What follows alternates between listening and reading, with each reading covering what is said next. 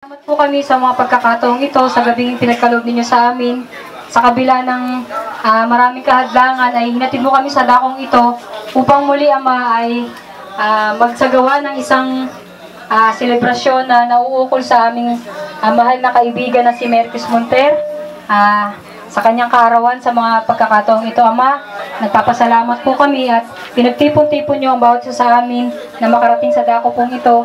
At ganoon din sa kanilang mga magulang na naging dahil ng okasyong ito. Nagpapasalamat po kami at maraming salamat din po sa patuloy ninyong paggabay at pag-aalaga sa kanilang mga mahal sa buhay. Ama, idinadalangin po namin sa inyo sa mga pagkakataong ito ang kapayapaan at katahimikan ng mga pagkakataong ito na hanggang sa matapos ang aming palatuntunan ay maidaos po namin ito ng mapayapa. At muli sa mga pagkaing aming pagsasalu-saluhan, nais po namin magpasalamat sa inyo. Paspasan niyo po sana ang mga ito, magamit namin sa pang-araw-araw namin, maging kalakasan ng aming lupang katawan. Sa inyo po namin inaangat ang lahat. Hinahabilin namin ang mga pagkakataong ito.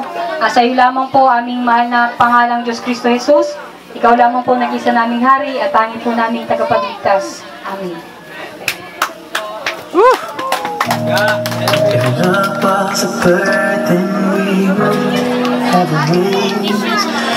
Love was a sky. Mga kids, mag-start na po tayo kasi masyado na tayong inuumaga. Makikitabi-tabi po tayo ng konti. Konti lang po. Konting tabi lang. Go.